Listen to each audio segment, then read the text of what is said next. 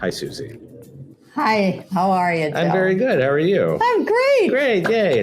So today we're going to talk about teams and Teams, but there's another part of Teams or another feature in Teams that relates to the channels. So when Teams is set up, you get your organization team, which would be for everybody in the company. So when you share or when you give people guest access to the team, they see everything. And sometimes that's bad. I can imagine. But and another thing is you maybe don't want to start creating, team after team after team after team. Like, these have purpose, but you don't want to keep making another team for this, another team for this. Sometimes there's a way that you can make a channel that's private. And it's private to you, or it could be private to you and say, your daughter. Or is this like a sub-team? It's kind of. You could think of it that You way. could think of it that it's a locked away piece of the team. It's like an executive. Yes, team. They have that secret conference room that everybody knows it's there, but nobody can get into or have access to. Except the executive. Yeah, it's like that. Okay. So in the team, you can add a channel, and that you know how to do because you've done this before. But the thing that's always default is that the privacy of the channel is always standard. So that means anybody that's in the team gets access to the channel. But if you don't want them to have access to the channel, then you change it to private. So this makes a private channel. So just for our examples, I'm going to call it me, and me meaning you. Call it SV. That will be less confusing. Okay. Okay. And then it's set to be private. Yes. And you hit next. So all this is the same as when you add a channel. All this is the same. So now the only thing that's different is this text here. So it's a private channel, so only the people you add here will see it. Got it. So this is where you could add a guest, or you could add Tim. If he were interested. If he wanted to know, that you could add him into here. Otherwise, or could I add my kids? You could, yes. Otherwise, you hit skip. Okay. So now, because then just you get it. Yeah, only you. So now you see that here's your SV team within your Suzy team. But there's a little padlock here. I see it. So the padlock is the visual indicator that it's a private channel. So now what that does is that it creates it is like another team, but within the Suzy team that's locked away.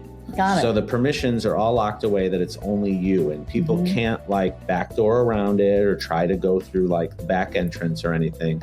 It's locked away to only you. So example on this can be, there's information that's for your eyes only. It could be some of the financial stuff. Could be my accountant too. Could be your accountant if they want to share it. Or my investment. And it's locked away only to them. Stuff about usernames and passwords, because we keep them all in that little book, or the cards, or the old Rolodex. Yeah, or just some notes in a drawer or whatever. You can the top of my desk used to be. Yes, like the top of your desk used to be. And so this gives you it's very secured way. And then because you're using Teams on your phone too, you can access this on your phone, and it's locked away only to you. The best example of this from a personal perspective is when you set up a free Microsoft account, or you have a Microsoft account that's meant for the home and family. So there's something in that OneDrive called Personal Vault. And what it is it's like a locked away section of OneDrive that you only, it's 20 minutes of login time. It's only accessible to you. The things that you put in there have another layer of security and encryption put on. This, you could consider the equivalent of that for a business, or for a solopreneur or small business, whatever.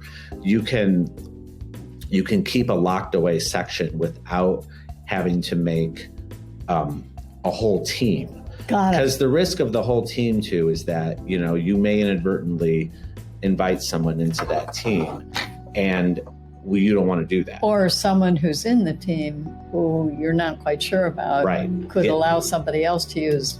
So you don't want, you just want to, so this is a pretty good way to build a wall around stuff you want private. And you keep, but you also want to be able to access it really easy through the Teams app too, or through the Teams program.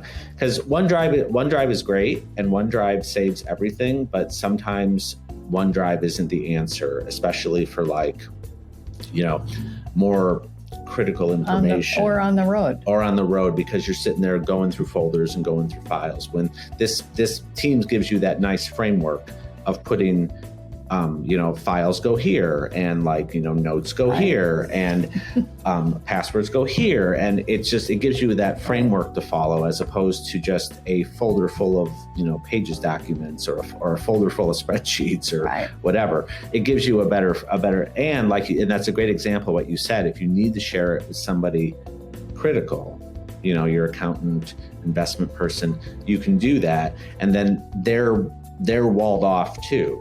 So they only get what you're going to give them access to. And it's a heck of a lot easier to give somebody access in Teams as a guest than to even try and cobble it together in OneDrive, because you need to put it in a folder if you want to make it. And then you've got to share the folder, but then there could be another folder of something. It's a lot easier to just do it through Teams. Interesting. So that's my usability and security tip for you today. Thank you. You're welcome. Can't wait to try it out. You're welcome. I enjoy this very much. And then now that'll be a whole drawer of your desk cleaned out too. It's unbelievable. All my little passwords are going in there. And what that means, Joe, is not only am I going to get rid of a file like this in my drawer, I'm going to not have to carry that leather-bound little volume with me to just in case Awesome. Yay. Yay.